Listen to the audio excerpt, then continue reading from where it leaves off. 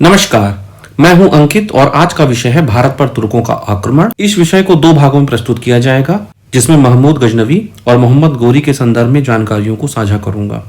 भाग 1, महमूद गजनवी के भारत पर आक्रमण, जिसे भारत पर तुर्की आक्रमण के रूप में वर्णित किया गया है, को प्रस्तुत करता हूं। जैसा कि इसके पहले के अरब आक्रमण के वीडियो में हमने समझने का प्रयास किया कि अरब आक्रमण और इस्लाम धर्म का प्रसार, इस वीडियो के ऊपर आई बटन से आप अरब आक्रमण वाली वीडियो को देख सकेंगे, जिसमें रशीदू खिलाफत, उमैयद खिलाफत और अब्बासिद खिलाफत के प्रसार के साथ भारत की ओर इस्लामिक प्रसार का विस्तार हुआ।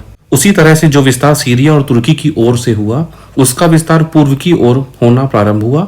इस्लामी इतिहास में जिन वीर पुरुषों की गौरव गाथा गाई गई है, उनमें महमूद गजनवी का नाम प्रमुख रूप से लिया जाता है। भारतीय इतिहास में गजनवी एक लुटेरा, एक आक्रांता के रूप में वर्णित है। भारतीय समाज तत्कालीन समय में इतना समृद्ध था, युद्ध और मारकाट के अभाव में भारतीय शासक इस बात पर ध्यान ही नहीं दिए कि पश्चिम की ओर से एक नई सांस्कृतिक पहचान तलवार के दम पर इस सांस्कृतिक विरासत पर आमूल परिवर्तन को चाह रही है। मोटे तौर पर कहें तो लगभग 350 वर्ष पूर्व अरब प्रायद्वीप में जो हुआ, वो अब भारतीय उपमहाद्वीप में प्रारंभ होना था। वीडियो शुरू करने से पूर्व मैं ये कहना चाहता हूं, अभी तक की मेरी इस वीडियो श्रृंखला में जिन बातों से आपका सरोकार रहा हो, जो बातें आपको अच्छी लगी हों, पसंद आने पे इस चैनल को सब्सक्राइब करें, जिससे उन तथ्यों को भी रखा जा सके जिनको मैं कई सारी पुस्तकों से ढूंढ कर लाता हूं। चलिए प्रारंभ करते हैं। भारत पर तुर्कों का आक्रमण, भाग 1। सर्वप्रथमतः तो जो कार्य अरबों ने प्रारंभ किया था, उस कार्य को तुर्कों ने पूर्ण किया, अर्थात पश्चिम से प्रवेश करते हुए उत्तर भारत के मैदान और पश्चिम के क्षेत्रों पर अपने धर्म और अपने शासन कार्य को, अपनी प्रशासकीय सिस्टम को उन्होंने विकसित किया। मध्य अफगानिस्तान में केंद्रित गजनवी राजवंश सुन्नी इस्लामी साम्राज्य के निर्माता और पूर्व ईरान और पश्चिमी भारत की भूमि में साम्राज्य विस्तार के लिए जाना जाता है। इसके युद्धों में फातिमी खिलाफत जो कि शिया थी, काबुल शाही जो हिंदू थी, कश्मीर जिसमें हिंदू शासक थे, इनका नाम प्रमुखता से आता है। भारत में इस्लामी शासन को लाने में और अपने छापों के कारण भारतीय हिंदू समाज में गजनवी को एक आक्रामक और एक आक्रांता के रूप में जाना जाता है। तुर्की आक्रमण भारत के इतिहास की एक महत्वपूर्ण घटना थी, क्योंकि इन आक्रमणों ने भारत के समाज पर एक व्यापक प्रभाव स्थापित किया। सामाजिक, आर्थिक और धार्मिक क्षेत्रों में उल्लेखनीय परिवर्तनों को जन्म देते हैं। कैसे? इन आक्रांताओं की जो शासन व्यवस्था थी, वो तुर्की शासन व्यवस्था जैसी थी, क्योंकि प्रारंभ में इस्लाम धर्म का विस्तार उन क्षेत्रों में हुआ जो जनजातीय संगठन जैसे थे, या यूं कहें उन क्षेत्रों में हुआ जहां पर जनजातीय शासन व्यवस्था चलती थी। आप ये भी जानते हैं कि इस्लामिक व्यवस्था जो होती है वो समतावादी होती है और जनजातीय संगठन भी इगलिटेरियन होता है, समानता पर विश्वास रखने वाला होता है। इसलिए इस धर्म का विस्तार विश्व के जनजातीय क्षेत्रों में अधिक हुआ। अब्बासी खलीफाओं के समय साम्राज्य का जो विस्तार था पूर्व की ओर, वो खुरासान, बुखारा के सामानी क्षेत्रों तक था और अल्पतिगिन इसी साम्राज्य का सेनापति हुआ करता था। तुर्क जाति के अल्पतिगिन ने सत्ता से अलग होकर गजनी की स्थानीय लवीक नामक शासन सत्ता को हटाकर गजनवी साम्राज्य की स्थापना 961 से 963 ईस्वी के मध्य में कभी की थी। इस साम्राज्य के वंश का नाम यामनी वंश था। यह साम्राज्य आमू दरिया से लेकर सिंधु नदी तक और आगे अरब सागर तक विस्तृत था। इसी यामनी वंश के अल्पतिगिन की मृत्यु के पश्चात इस हक ने 3 वर्ष के लिए और फिर उसके सेनापति बलक्तगिन ने सत्ता पर कब्जा किया। बलक्तगिन के पश्चात 972 ईस्वी में अल्पतिगिन के गुलाम पिराई ने सत्ता प्राप्त की। 977 ईस्वी में पिराई को हटाकर सुबुक्तिगिन ने सत्ता प्राप्त की। देखा जाए तो अल्पतिगिन के बाद उसका दास सुबुक्तिगिन ही सत्ता पर काबिज होता है, जिसने अपने स्वामी की राज्य विस्तार की नीति को जारी रखा। उसके स्वामी अर्थात अल्पतिगिन ने उसे अमीर उल उमरा की उपाधि दी थी और अपनी पुत्री का विवाह उससे कराया था। इस प्रकार से सुबुक्तिगिन के दामाद भी थे।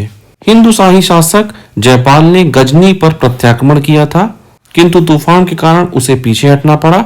जयपाल ने कन्नौज के गुर्जर प्रतिहारों, उसके जागीरदारों, चाहमानों तथा चंदेलों के साथ राज्य संघ संगठित किया था, किंतु इस राज्य संघ को सुबुक्तिगिन ने अपनी वीरता से पराजित किया। अब आते हैं उस शख्स के ऊपर जिसके लिए ये वीडियो डेडिकेटेड है, महमूद गजनवी या सुल्तान महमूद। शासनकाल 998 ईस्वी से 1030 ईस्वी तक। ये सुबुक्तिगिन का पुत्र था। यह तथ्य इसलिए महत्वपूर्ण है क्योंकि सुबुक्तिगिन अल्पतिगिन के दास थे और उनके दामाद भी थे। महमूद गजनवी के बारे में सर हेनरी एलियट के अनुसार इसने भारत पर 17 बार अभियान किए थे, जो 1009 से 1027 ईस्वी के बीच में हुए। इसकी उपाधियां थी यामीन उद्दौला अर्थात राज्य का दायां हाथ, अमीन उल मिल्लत अर्थात धर्म का संरक्षक। तत्कालीन अब्बासी खलीफा अल कादिर बिल्लाह ने इस्लाम का काम करने के लिए इन्हें ये उपाधियां दी थी और इसी अवसर पर बुत परस्त भारत देश पर प्रत्येक वर्ष आक्रमण करने की इन्होंने 999 ईस्वी में शपथ ली थी। अब्बासी खलीफा ने महमूद को फातिमी खिलाफत के विरुद्ध जंग करने में खिलत और सुल्तान की पदवी दी। महमूद गजनवी सुल्तान की उपाधि से अलंकृत होने वाला प्रथम मुस्लिम शासक था।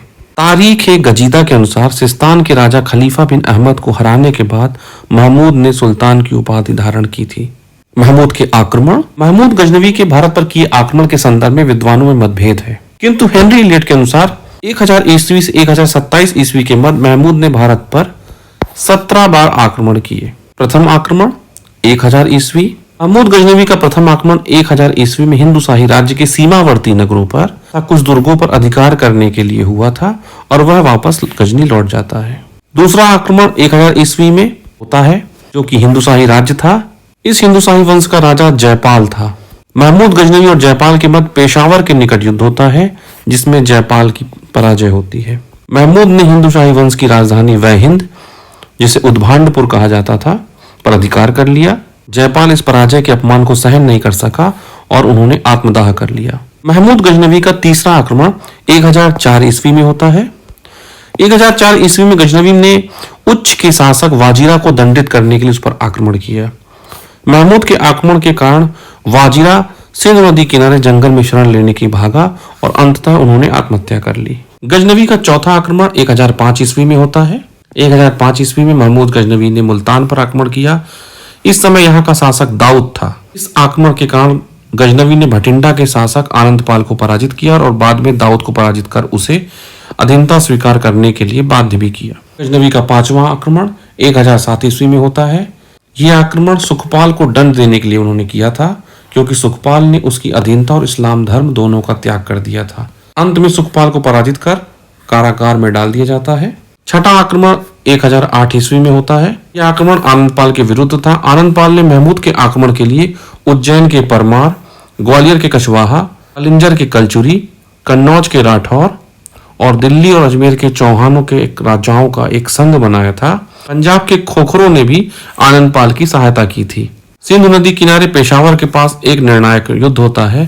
खोखरों ने ऐसा प्रहार किया कि महमूद गजनवी की सेना विचलित हो गई, किंतु गजनवी पीछे हटने के लिए सोचने लगा। किंतु दुर्भाग्य से महमूद की सेना द्वारा छोड़ी गई अकल तरह की अग्निज्वाला से भयभीत होकर आनंदपाल का हाथी मैदान से भाग निकला और आनंदपाल अंततः पराजित हो जाता है। महमूद का सातवां आक्रमण 1009 ईस्वी में होता है। ये आक्रमण कांगड़ा के पहाड़ी प्रदेश नागरकोट पे किया जाता है। हिंदुओं ने नागरकोट के किले में बहुत सा धन एकत्र कर रखा था। यहाँ महमूद का किसी शासक ने विरोध नहीं किया।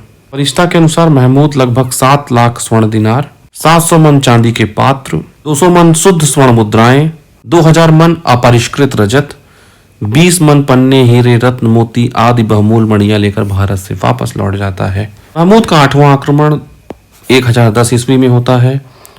1010 ईस्वी महमूद गजनवी ने मुल्तान पर आक्रमण किया। यह मुल्तान पर उसका दूसरा आक्रमण था। वहां के विद्रोही शासक दाऊद को पराजित कर मुल्तान पर अधिकार कर लिया जाता है।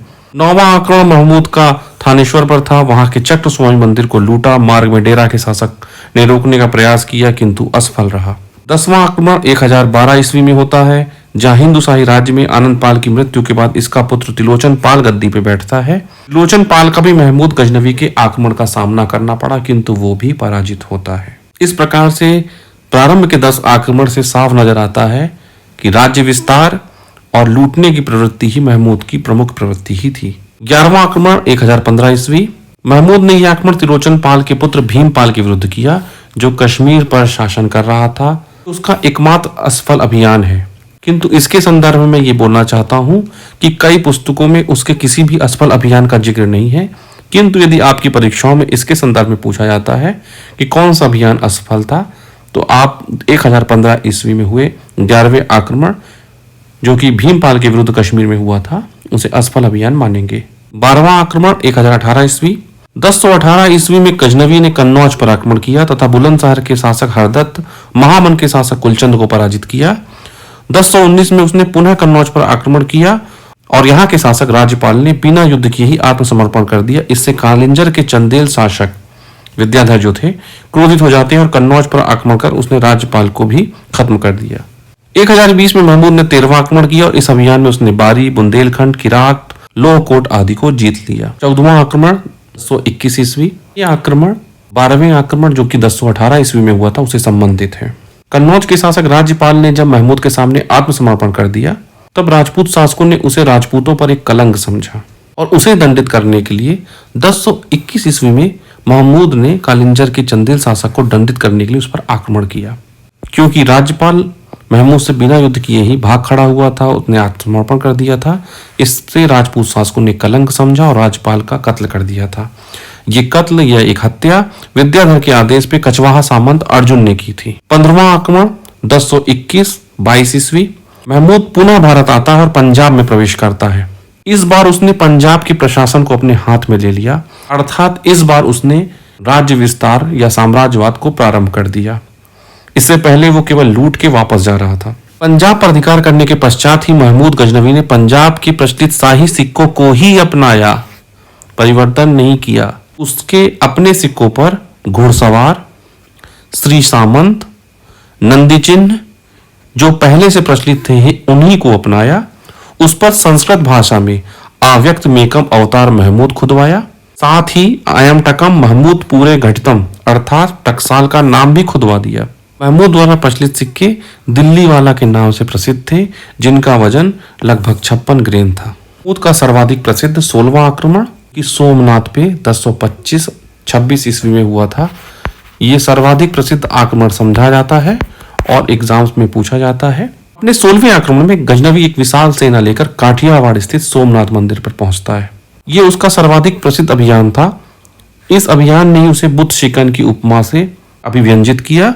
अभियान का उल्लेख उद्बी ने किया है। सोमनाथ सैन्य अभियान के विषय में जानकारी का प्राचीनतम स्रोत इब्न असीर रचित कामिल उत तवारीख है। इस आक्रमण का मुख्य कारण भी इस मंदिर में था। अल बरूनी के अनुसार महमूद ने सोमनाथ की मूर्ति को नष्ट कर दिया। यह मंदिर गुजरात में समुद्र तट पर अपनी अपार संपत्ति लगभग 6.5 लाख टन सोना के लिए प्रसिद्ध थी। इस मंदिर को लूटते समय महमूद ने लगभग 50,000 ब्राह्मणों और हिंदुओं का कत्ल कर दिया। गुजरात के राजा भीमपथरम द्वारा इस युद्ध की तैयारी की गई, किंतु खंडाह के दुर्ग के घेरे के बाद वो भाग खड़ा हुआ और इस तरह से बिना युद्ध किए ही गुजरात की राजधानी अनिलवाड़ा पर भी उसका अधिकार हो गया। जब वो इस अपार संपत्ति को लेकर वापस लौट रहा था तब मार्ग में जाटों और खोखरों ने उसे काफी परेशान किया और उन्हीं को दंडित करने के लिए उसने 1027 ईस्वी में 17वां और अपना अंतिम आक्रमण किया। 1030 ईस्वी में महमूद गजनवी की मृत्यु हो जाती है। महमूद गजनवी ने भारत पर लगभग 17 आक्रमण किए और ये आक्रमण लगभग 30 वर्षों तक चले। इन आक्रमणों ने भारत के समाज पर काफी असर डाला। इससे जुड़े विशेष तथ्यों को अब हम देखते हैं। महमूद गजनी भारत में प्रवेश हेतु खैबर दर्रे का उपयोग किया था। ये सामान्यतः सितंबर-अक्टूबर में भारतीय वर्षा ऋतु की समाप्ति पर भारत पर आक्रमण के लिए गजनी से प्रस्थान करता था। शीत ऋतु में यह भारत में रहता था और अगली वर्षा ऋतु के प्रारंभ होने से पहले ही मार्च-अप्रैल में लूट के सामानों के साथ गजनी वापस चले जाते थे। महमूद की भारत विजय का मुख्य उद्देश्य धन प्राप्ति था, जो उसे मध्य एशिया में विजय दिलवाता था। इसलिए महमूद 1 वर्ष भारत पर आक्रमण करता था और यहाँ से धन संसाधन ले जाकर मध्य एशिया पे आक्रमण करता था। इसलिए महमूद का प्रत्येक आक्रमण 1-1 वर्ष के अंतराल में आपको नजर आएगा। इसने नवार नदी पर बाड़-ए-सुल्तान बांध का निर्माण कराया था। महमूद न केवल लुटेरा और आक्रांता था, बल्कि एक शासक और एक प्रशासक भी था। महमूद के दरबारी विद्वानों में गणित, ज्योतिष, दर्शन और संस्कृत का विद्वान अल बरूनी था। उसके दरबार में इतिहासकार उद्बी था। तारीख ए सुबुक्तगीन के लेखक बैहाकी, जिसे लेनपुल ने पूर्व का पेप्स कहा है, निवास करता था। बैहाकी महमूद का शाही लेखक भी था। फिरदौसी, जिसे पूर्व का होमर कहा जाता है, दार्शनिक फराबी, इसके अतिरिक्त सस्ती, तुसी, महान शिक्षक उनसरी इत्यादि थे। उसका राज कवि अंसारी था और एक अन्य कवि उनसूरी भी उसके दरबार में था। अल बरूनी ने जिस पुस्तक की रचना की उसका नाम था किताबुल हिंद। इसे तारीख हिंद भी कहा जाता है। ये पुराणों का अध्ययन करने वाले प्रथम मुस्लिम थे। कुतुबी जो इतिहासकार थे उनकी रचना का नाम है तारीख यामिनी। शाहनामा अत्यंत प्रसिद्ध, इनकी रचना थी फिरदौसी। और तारीख सुबुत्तगीन के लेखक बैहाकी थे। आपको बताते चलें कि शाहनामा के लेखक फिरदौसी और गजनवी के मध्य में मतभेद हुआ था, क्योंकि गजनवी ने फिरदौसी से यह वादा किया था कि आपको आपकी रचना के संदर्भ में प्रत्येक शब्द के लिए मैं 1 दिनार दूंगा। शाहनामा की रचना पूर्ण होने के बाद गजनवी अपने वादे से मुकर जाता है और वो प्रत्येक शब्द के लिए 1 दिरहम देने लगता है। इस बात से फिरदौसी काफी रुष्ट होते हैं और वो छोड़ के चले जाते हैं। बाद में वो सारा जीवन गरीबी में बिताते हैं। तो गजनवी की इस संदर्भ में बहुत ज़्यादा हानि उसके साम्राज्य में होती है। उसके सेनापति, उसके नवाब, उसके शासक उससे कहते हैं कि हम जिस भी दिशा में जाते हैं, आपकी इस वादा खिलाफी के संदर्भ में सारा साम्राज्य आपकी आलोचना करता है। और जब गजनवी अपने वादे को पूर्ण करने के लिए, अर्थात शब्द के लिए 1 दिनार के जो वादा है उसको पूर्ण करने के लिए दिनार भेजता है, स्वर्ण मुद्राएं भेजता है, फिरदौसी की मृत्यु हो जाती है और उसकी पुत्री उसको लेने से मना कर देती है। आज आप पाएंगे कि महमूद गजनवी की छवि है और फिरदौसी की ईरान में क्या छवि है। इस प्रकार से आज का वीडियो समाप्त होता है। पसंद आने पर चैनल को लाइक करें और नापसंद आने पर चैनल को डिसलाइक करें, किंतु चैनल को सब्सक्राइब अवश्य करें। आपका डॉक्टर अंकित, साधार।